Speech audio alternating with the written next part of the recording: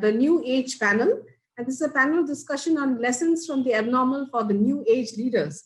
And let me introduce you to the panelists. The panelists are, the first panelist is Mr. Sanjay Chatterjee, who is the director of the board and CTO of Ideation Technology Solutions.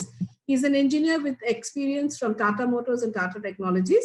And he started his entrepreneurial journey 13 years ago, founding Ideation Technology Solutions, Ideal Analytics Solutions, and startups in the areas of healthcare, genomics called Biogenic, and environment tech called Enviom Research, developing software products and solutions in the areas of analytics and data science, IoT, and enterprise mobility.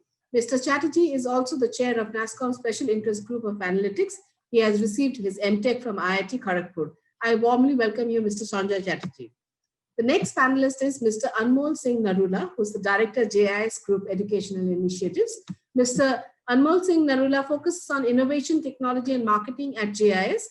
He also facilitates investments into early stage startups through the family office. He has graduated from Rollins College, Florida, USA, with a dual degree in international business and philosophy. I warmly welcome you, Mr. Anmol Singh Narula. And our third panelist is Mr. Sachin Tucker, who is the founder and CEO of AAA Solutions Private Limited, a commerce graduate from St. Xavier's College, Kolkata, and a PGDBA from IBS Hyderabad. Mr. Tucker has been instrumental in spearheading the AAA Solutions operations and providing a strategic direction since its inception. Mr. Tucker has pioneered software solutions for the retirement benefit fund industry in India. Under his leadership, the company has witnessed geographical expansion across major cities in India and also introduced leading edge IT and support solutions for HR department, including payroll and retirement benefit funds, finance and treasury departments of major companies. Prior to his entrepreneurial journey, he had a stint in debt markets with a leading investment banker. He has been an active member of NASSCOM and has been instrumental in bringing together the industry and startup community on a common platform. I warmly welcome you, Mr. Sachin Tucker. And our chairperson for the session is Mr. Nirupam Chaudhary, who is the Regional Director East, NASSCOM. Mr. Nirupam Chaudhary has more than 2 decades of experience in information technology and related market intelligence. He has worked on a plethora of projects on new product ideas, business planning, go-to-market initiatives, and management development in companies like IDC, TCS, AMI Partners, etc. He is personally enthusiastic about spreading the potential of Eastern India as an IT destination in the country and helping emerging companies to grow in the region. He has done his BTech in Electronics and Instrumentation from Jadavpur University and PGDBA in Information Systems. I warmly welcome you, Mr. Nirupam Chaudhary. Now, before I hand over the session, another reminder to the delegates that there's a Q&A box. In case you have pertinent and relevant questions, kindly put them in the box so that we can attend to them at the end of the session. And I now hand over the session to you, Mr. Nirupam Chaudhary, the panel discussion on lessons from the abnormal for the new age leaders. Over to you, Nirupam. Thank you so much, Raki. It is really a pleasure. And I was listening to Prasenjit. He was talking about customer experience and how it really matters in these times and how we need to be innovative, right? It's very crucial. You did a wonderful job of introducing the panel. And really happy to see INFOCOM in this format, really. We have been attending INFOCOM for so many years face-to-face. And I think this year, due to this virtual platform, so many guys are logging in from different parts of the world, and they can actually log into the sessions and listen to what all speakers have to say. I think this is exactly the new normal. So we really have passed through some traumatic times in the last 6-7 months, especially in the beginning when the lockdown really started. And it was almost overnight. I mean, you see, we didn't get much time to prepare also. Many of us who actually shifted to work from home kind of environments. So it didn't give us much time, but thanks to agility of some of the companies, especially I talk about IT industry per se, most folks didn't face too much problems. Of course, we stakeholders were there to support, government was there to support. From NASSCOM, we had actively supported and given do's and don'ts, best practices, and assisted admin teams, etc., while they're transitioning. Still, there were a lot of learnings. And I think our panel today is actually lessons from the abnormal for new age leaders. And I really am, it's a pleasure to have such an elite panel with me, with Sanjay, Anmol and Sachin. Sanjay comes from a background which is basically he's working a lot on services projects. He works with World Bank, he works with the government sector a lot. Specific to services, he's doing a lot of amazing stuff and also in the analytics. So we'll get a lot of perspectives from him in terms of how he dealt with the situation and what his learnings were. We'll come to those. Anmol specifically is from education line, so we'll hear a lot about how transformation has happened for his industry. Personally, what were some of his learnings, and also how the industry is coping, how the stakeholders, like you're talking about students, faculties, we're talking about parents, how they're coping up with this new normal and how they're approaching. What is the approach? We'll actually listen from Anmol. And of course, Sachin is also from the IT background. He's working on very interesting products and also pension funds, as you heard Raki already told. And he's dealing with products. So we have an interesting mix of services, education sector and products. So we'll get all the perspective and you'll get to hear some amazing stories from each one of my panels. Before I go ahead and actually ask the first question to all three, I'll say at the end of the day, these times, if we go back to simple, drawing board, it is to do with people, process, and technology in these times, and about verticals who are actually, thought ahead of time. And I'm sure there are certain verticals like hospitality or retail or certain kind of services which did really suffer because of obvious reasons in this pandemic time.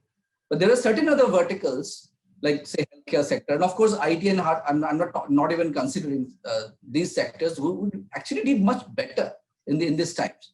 And some of the leaders have really shown their mettle and taken some tough decisions, some fast decisions, and being very, very agile when they were dealing with the crisis. So at the end of the day, we all have to deal with our people. I mean, we're talking about people who in our own companies, as well as you are dealing with our customers, our stakeholders. We have to make sure the processes are proper. If processes are proper, if you're following the best practices, I'm sure things will not go too wrong. And tech is here to support us, right? I mean, all the platform we are using right now today in INFOCOM also, it shows how it is very much possible to interact and be in touch with your right audience in whatever scenario you want, right? So we have about 40 minutes. I will start off with a question to all three. First, I'll go to Sanjay and then to Sachin and then to Anmol. My first question to all three of you, and you can take maybe 3-4 minutes to address that, not more than that.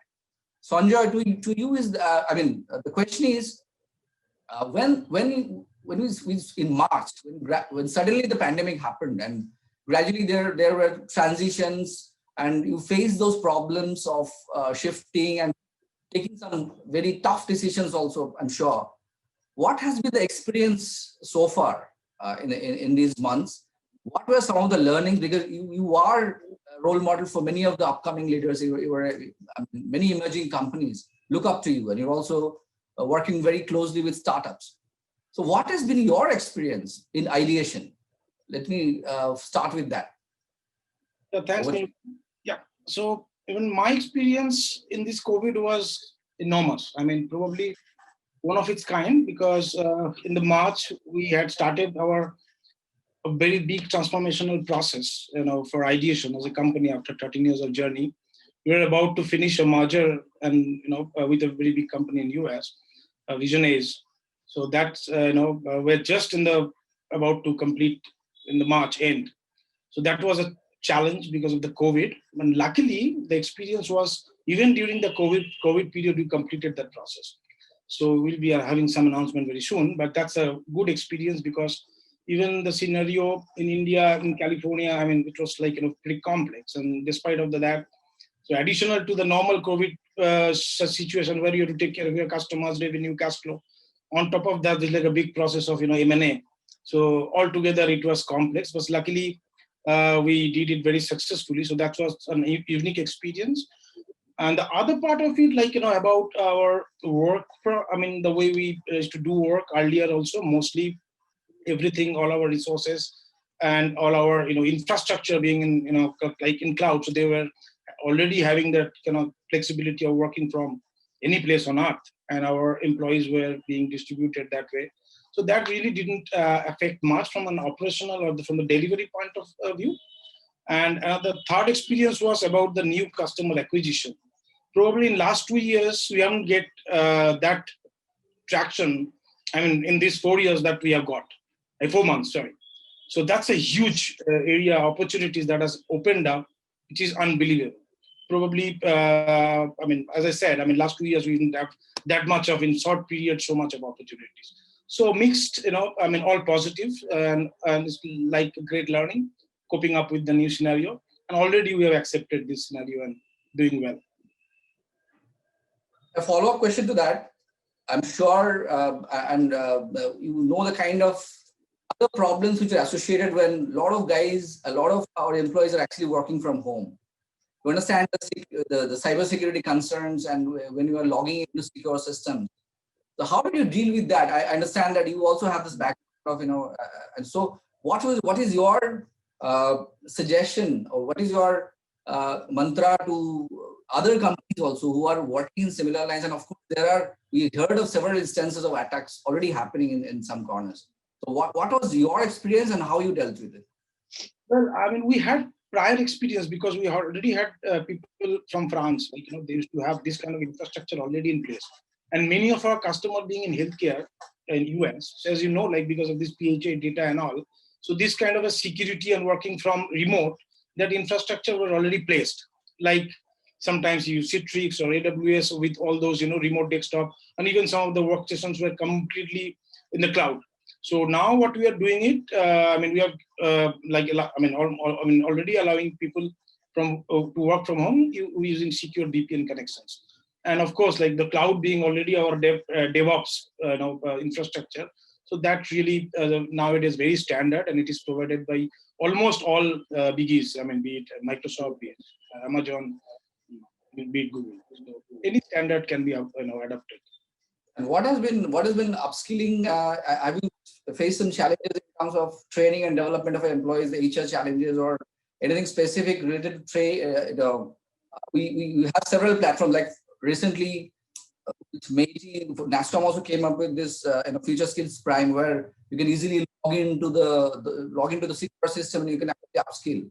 So, and I'm sure in the line that you are in, and the kind of project that you deal with, requires high-end skills, and it requires continuously updating your employees, your workforce in different parameters. So how are you doing that in this time? Yeah, some area we got some effect, especially for those urban projects in some of the areas in remote locations. For example, in Tanzania, that project got delayed by a few months, but again they have picked up. So that way we had some challenges, because all those projects requires a lot of data survey on the ground level through partners. So all those partner companies in multiple countries. So that was a bit difficult to arrange them, mobilize them and all. And also to kind of shift from the way earlier the data used to get collected, shifting to a new way of collecting the data, mostly from using technology and all. So those adoption was a learning, of course. But yes, those were the few challenges primarily we faced in data collection area. Okay, I'll come back to you for some very interesting examples for how you dealt with different verticals and the customers, but that's later. Let me go over to Sachin now. Sachin, we understand being a product company, it was never easy, right? And being a company, we were interfacing a lot with some of the top concerns in India in the area that you are dealing with. So what has been your experience, if you sum up, maybe in 3-4 minutes, in terms of how has been your journey in these last 6-7 months, and tell us about 3 or 4 takeaways for our audience here, how you coped up with tough scenarios, and maybe some innovations that you did for yourself and the team. Right. Nirupam, that might take a little longer than 3-4 minutes. Sure. If you can allow I think that. that would be an interesting story for you. There were in fact a lot of lessons, tough lessons learned. And the first and foremost lesson, I would say that we should bow down to Mother Nature, pleading guilty of actually plundering and ravaging her to the extent that we have to see this day to day. Okay. While we learn a lot of patience from Mother Nature, we also got a message that if you fool around too much, you will get back in million folds. Not only to this generation, but even our future generations are going to suffer because of that. While we are trying to make a positive out of everything, that's why we have named it app-normal. So we are calling it new normal. Okay. And we'll definitely pick up the positives from there. But if you see, it is definitely abnormal. Wearing masks and social distancing is something which is not normal. Okay. Although we might have to follow it for some time. So what needs to be done is organization-wise, we need to sensitize people on this particular topic. That if we are talking on this subject, why at first place did it happen? Okay. Each individual, and I speak of organization because organization is a part of society. And like in school, they teach students and they sensitize the students on various topics. It is our responsibility as the leaders in the organization to also sensitize people on these topics. Each individual can be ready for some more catastrophe which might be awaiting maybe in a couple of years. Who knows? Okay. So in that scenario, an individual has to think that in this kind of a life, what is important and what is not. That's the first part. Second part, if an individual has to think so, the leaders of the organization too have to think what is important for the organization and what is not. What is the purpose of the organization that they are fulfilling? Okay. Compassionate leaders, authentic leaders will communicate well in this scenario, will communicate deep into the organization, cutting down all the hierarchies. Okay. And maybe accepting their vulnerabilities, that this thing happened. And in fact, as a leader, we also do not have an answer in certain cases. Okay. Lay open their vulnerabilities to their colleagues so that maybe a creative approach or creative strategy can be built up by consolidating ideas, by leveraging collective wisdom of all our colleagues. I think that is one role that a leader needs to play. Third point is only a team can pass through this difficult time. Yes, you heard me right. Only a team can pass through this difficult time. Now, for me, team is actually trust, empathy, adaptation, meaningfulness. I repeat, for me, team is trust, empathy, adaptation, and meaningfulness. Only when you have trust and empathy shared amongst your colleagues, okay, and you give them some kind of meaningful or some purpose for which they are working, you will see they will be quick to adapt to the situation. Imagine the entire organization, if these values are imbibed into the organization, and imagine the entire organization as one individual. You will, the trust will be the legs on which the organization will run or walk. Empathy will be the hands with which they will help others. Adaptation will be the mind of the organization, where they'll be agile enough to adapt. And meaningfulness will be the heart of the organization, where they would know why does that organization exist. Okay. Having said that, I believe teamwork will make the dream work, but it is not the team that we have been talking about, a bundle of people doing projects together, but the team that this is a new acronym for me. Okay. The fourth item is digitization or digital transformation is now a necessity. I'm sure you would have heard this joke being circulated in April, March, where there was a quiz. It asked that who led the transformation, digital transformation in your organization? Was it the CEO, was it the CTO, or was it COVID-19? So obviously it was ticked as COVID-19. Okay. Now that in fact, in April, March, most of even the largest organizations would have answered COVID-19. Okay. But if today we still have the answer as COVID-19, that would not be a very nice situation to actually see. Okay. So CTOs, the CEOs, and COOs will have to take lead and do this digital transformation primarily on 2 counts. Okay. Another important thing I would like to mention here is that when we talk of stakeholders, there are multiple stakeholders. There are shareholders, there are government agencies, there are employees, and there are customers broadly. But in this situation, the entire focus would be on the employee experience and on the customer experience. Okay, your internal customer, as well as for the time being, shareholders and other government agencies, statutory bodies can take rest. Don't take me otherwise, but I'm saying our immediate focus should be on the employee part and the customer experience. Okay. Now on the employee part, there are primary, they use a hardware to basically deliver services, and they use some tools. In this remote working environment, they will require the collaboration tools. Now I'll share our example. We had some 5 to 6 different collaboration tools which we were using in the old normal, where, for example, we had Zendesk for ticketing, we had Jira for projects, we have Pipedrive for CRM, we had WebEx for remote support, etc. But in this time, we really felt that these were not sufficing, and we kind of explored few more tools which will at least help us collaborate across the departments and across the organization. We evaluated few vendors and we found Zoho One. Although I am not canvassing for Zoho One, but I am a satisfied customer of Zoho One for the past 6 months. It has helped us to work in this remote environment with much ease, because we have seen the month of April and May, which perhaps we will not be able to forget. And we have also seen the subsequent months from June till date. So, Sachin, just interrupting, did you start evaluating post-COVID, or you were actually already thinking before COVID to actually do this transformation? No, it was a post-COVID reaction. It was a post-COVID reaction, because earlier when we were physically present in the office, all these 4 or 5 tools were also sufficing. But in remote environment, it was becoming a drag.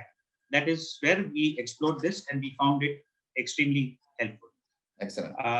Not only for internal, even supporting our clients outside, there are 2-3 business apps in Zoho One which can help us support, or we are in fact regularly supporting them. Even the projects that we do, we can share some screens of Zoho projects with our clients so that they are able to see the real-time situation or the status of the project.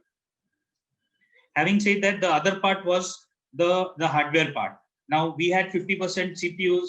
We were not perhaps I would say as lucky as or as prepared as Sanjay was, where most of the things were in place. Maybe with some variations they could adjust. We had 50% CPUs, 50% laptops, and it was not possible to pass on the CPUs to individual employees' space. Hence, we explored some cloud facilities, and then we shortlisted AWS after a couple of months of struggle. Again, to tell you, we're quite happy with AWS. There is a flexibility in terms of work and time, and in terms of scalability. Onboarding today is not a challenge. We can onboard anybody in a couple of hours' time. We don't have to worry on the licenses front. We don't have to worry on the hardware procurement terms, where when 3 or 4 people were supposed to join, we had to bother all that. It was quite a task. Now, all that has become quite easy today. The next level, which we have not yet attained, is cloud telephony, which perhaps should happen in the next couple of months. The last important point in this digital transformation, we were wondering that while we have a physical virus now, and the entire now world is moving towards cloud, what happens if we have a virtual coronavirus now? Okay, we will again be back to not the old normal, but maybe the old normal. Okay, so what we have done, we have retained some of the physical assets as well. We keep it on for some time, and so that in case of any such emergency, we can, with a short notice, fall back on these items. I mean, our old assets. So that was broadly our experience with. I think you raised some very, very important points, Sachin, in terms of reflecting on some of the best, when you were talking about process, how you really took the challenge head on and took some fast decisions. Further to that, the empathy factor, the people factor came in quite strongly, and you are dealing with obviously the pension funds, and you know it very well how it's so important. Correct. We got some important insights from you in terms of usage of cloud, and of course you are using secure cloud, very in simple terms. Yes. To make sure, and also you spoke about while unlocking and while going, you have to be ready to go back to earlier scenario. Of course, we'll never go back to pre-COVID scenario. I'm almost, we're almost all sure, right? Yes. Things will never be the same again, perhaps. Correct. Most big organizations have totally almost decided. Many of the organizations, I don't want to name here, decided that will go for the hybrid mode. Like many people will be permanently working from home, and some people will be going to office, of course, for hurdles, etc. But we have to get ready for that new normal. Right. So we got some very interesting insights from you. We'll come back to you for your customer specific cases. Yes. But let me go across to Anmol right now.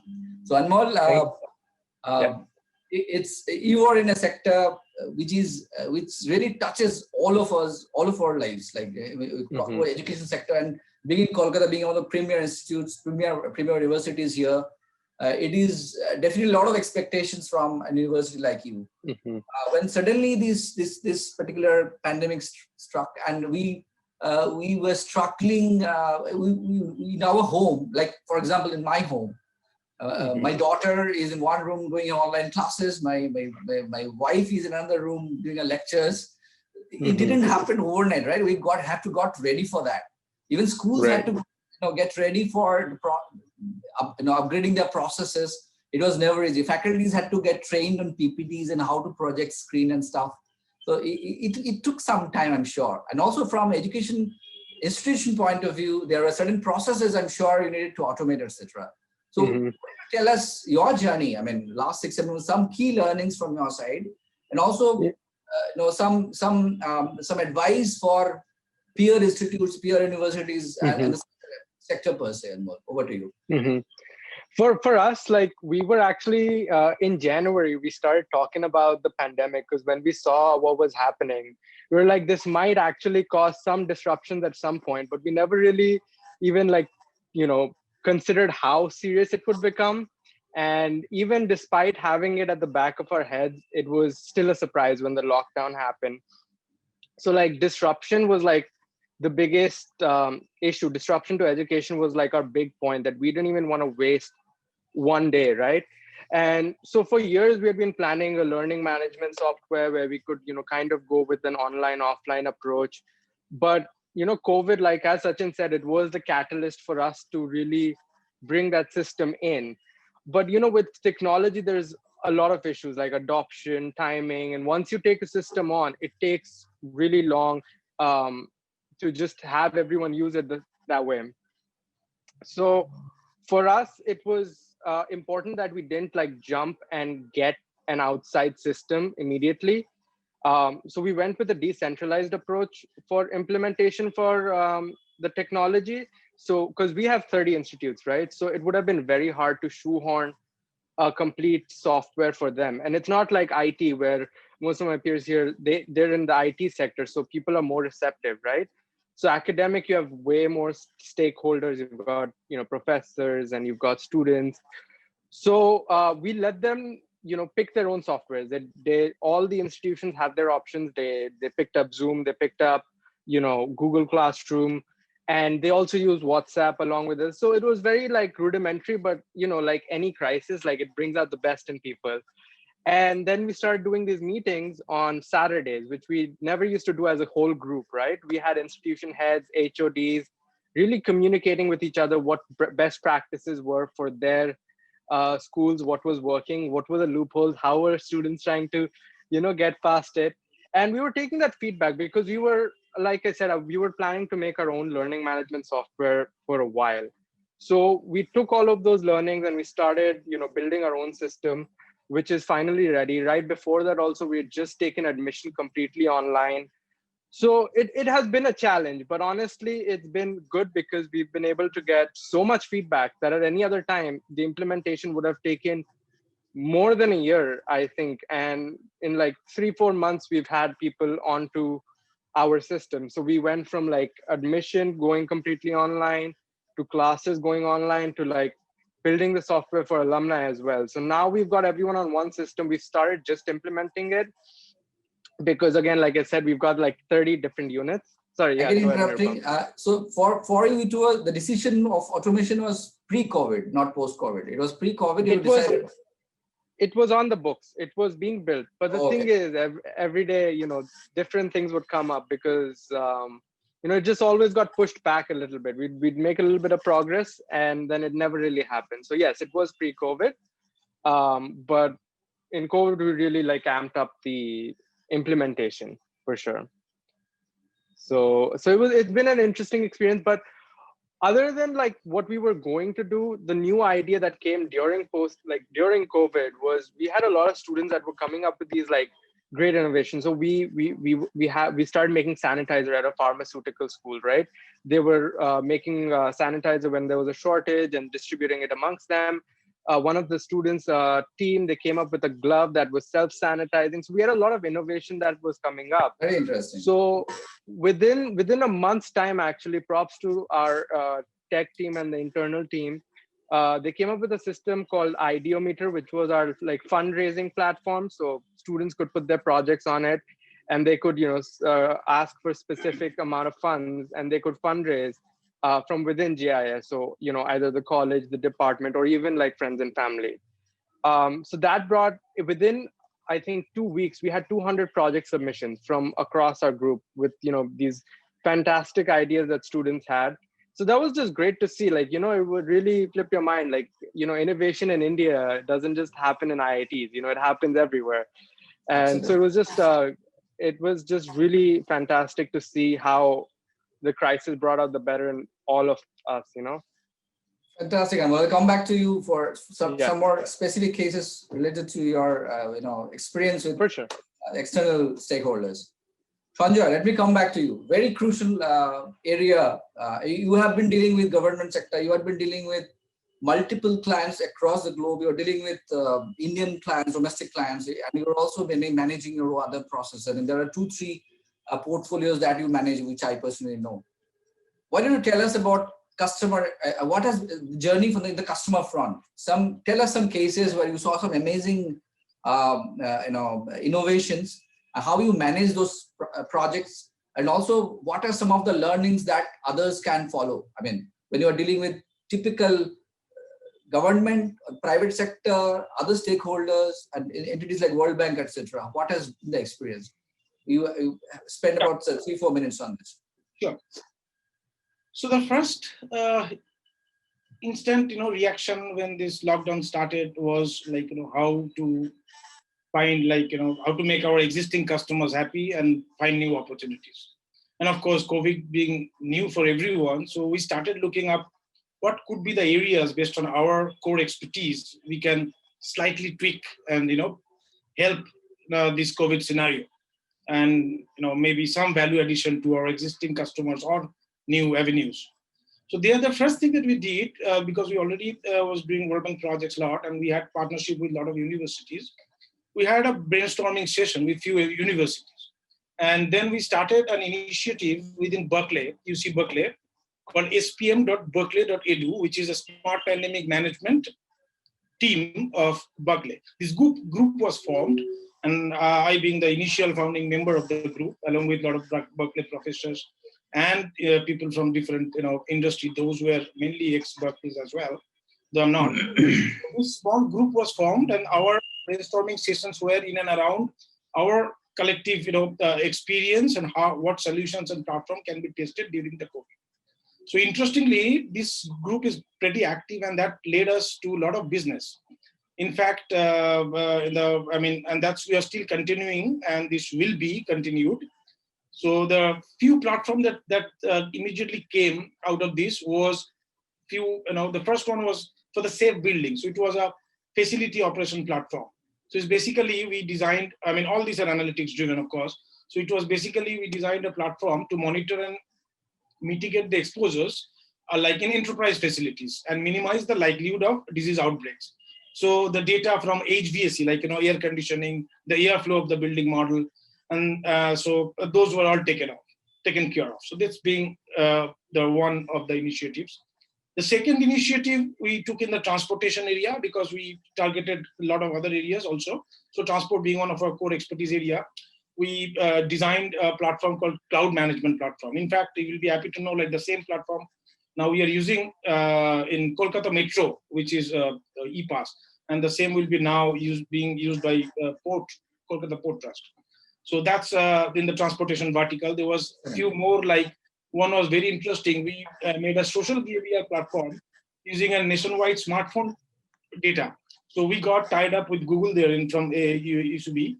So there we got a lot of mobile data, the GIS data, of course anonymous, and then we understood the complete flow pattern of the people, the population behavior to capture, and then the heterogeneity, and from there we used to take decision like how the COVID is spreading and what are the how we can stop. So those were the analysis being done. Of course, there were a few others, like digital contact tracing was there, which was using a lot of gamification. The idea was how to make a campus safe as well. So for the students, in order to reopen these campuses, it was very difficult. Now it is reopened. There are small measures like how do you do the contact tracing using Bluetooth and Wi-Fi and combined technologies, but making them fun for them. So we had very small technology interventions like shake together. Like whenever the students are there in a cafeteria, say 5 students are there in a meeting, so they would pick up their phone and shake it. So now all the data gets captured in the immediately. So there were small interventions. So through SPM, this is one of the initiatives that we have taken. And the second bigger one was again though in US. So a coalition was formed, truecoalition.org. It's basically a coordinated advocacy coalition. There were a lot of providers like Northwell, CVS, Data Driven Health, and a lot of big companies. So and we did a kind of a data-driven analysis for the whole US. We captured not only COVID, but also flu data, their hospitalization data, even pollution data, all sorts of around 200 data sets from multiple sources. So the idea is how to stop flu if it comes again. So it's like a preparedness for that. Truecoalition.org is already public. You can see now it's available for public. The third one in the government area, I would like to say, we have started even during this COVID period, a great initiative by West Bengal government, a program called Digital Outreach and Citizen Engagement Unit. Excellent. So that's an initiative that the West Bengal government had taken during COVID. The idea was how to reach the citizen and disseminate information. That was a very important during the COVID, because not everything is now not physical. So how you really disseminate? So more emphasis on social media was, the need was, and rather in general, the internet was, this need was realized, and then we created the ecosystem platform for information dissemination in the departments, including the recent Duare Sarkar. This is also is a part of that. Like in health bulletins that you see, how to give this information to the people from different sources, be it through Facebook, be it through Twitter, be it through web, and like that. So this is a great one where the government is actively promoting all the schemes that the government they have. The citizens can know this in no time, of course, and then the government can take their whatever, like what we call in technology term like social listening. So what people are saying about these, what changes need to be done so that the government can take policy changes. So those are the things. So these are the primary 3 areas that I wanted to share. Yeah. Very interesting, Sanjay. And how do you find, very interesting to know about government initiatives and how they adopted fast and how they actually leveraged companies like that of yours, and I'm sure many others, for listening to citizens to basically make processes which would enable, that don't stop, right? It's very important. And so it's a very interesting experience that we had. Yes. So a process, the benefit goes to, of course, like, government has got some very mini government, because their machineries are more or less, perfect, if you can really use it well. So this was an example. The willingness was from the top to bottom, and then the information flow both the ways, like from the government to the people and the people to the government. So this process was very well established, and this is kind of we started with the health, then panchayat and a few other departments, of course, which were initially food and all, PDS, which was pretty much important during the COVID scenario. Right. Other departments like very important. Yeah, great. Let me go over to Sachin right now. Sachin, tell us your experience with customers in these times. Tell us some of the concerns that product companies would have faced. I'm sure I heard from some of the other leaders also, and how they are with it, and some ways as to how you dealt with it and how you to other customers. Right. In different parts of India, and how we're collaborating, how we're reaching other leaders, how you are planning ahead. Here are some of the customer cases from you. Okay. Before I come to that, just a couple of points I would like to mention here. We're doing work from home, and actually it's a boon. Okay, just that we need to maintain the right work-life balance, which unfortunately has not happened in our Indian culture. Maybe we need to learn from our Western counterpart of some kind of dignified work hours for our entire staff. This I expect the society, the industry to also take it up in various forums, because work from home, while it is a win-win for the employee, for the employee's family, for the organization, and for the nature, it will not be so if people have to work at odd hours. And that has been our experience. And when you mentioned clients, I have been talking to some clients also, requesting them not to call after, say, 7:30 or 8. Maybe politely, not that we don't take calls. You have the luxury to do that. You're doing well, I'm sure. Yes. But we need to look at this if work from home has to be a bombastic success. Right. Second, most important thing, which I missed at the earlier part, is that the scope of recruiting people from small towns, villages, is now enormous. Yeah. We don't need to recruit people from larger cities or large campuses here. Okay, that is a fantastic opportunity. I would say the real benefit of IT is now coming, where across India, people will have the scope of sitting in their home and being with their parents, and yet delivering to some of the larger corporates of the globe. Okay. Now coming to your question of our experience with our clients, yes, as Sanjay said, we were glad. We were lucky enough to have good number of orders since May, June onwards. Okay. Since we deal in applications for retirement trust funds, the Provident Fund, Superannuation Fund, and Gratuity Funds, which involves a lot of employees. So corporates with say 2,000 or 3,000 above employees, they were looking forward to make this Provident Fund and Superannuation Fund available online, which was not, the digitization there is slightly poor, which was an opportunity for us. So a lot of people have come back to us because we make this paperless application for loan by the employees, application for settlement by the employees, be they anywhere in India or in the world. So that has definitely helped us, this particular product of ours. And one success story that I would like to share, one large media corporate house placed an order sometime in February.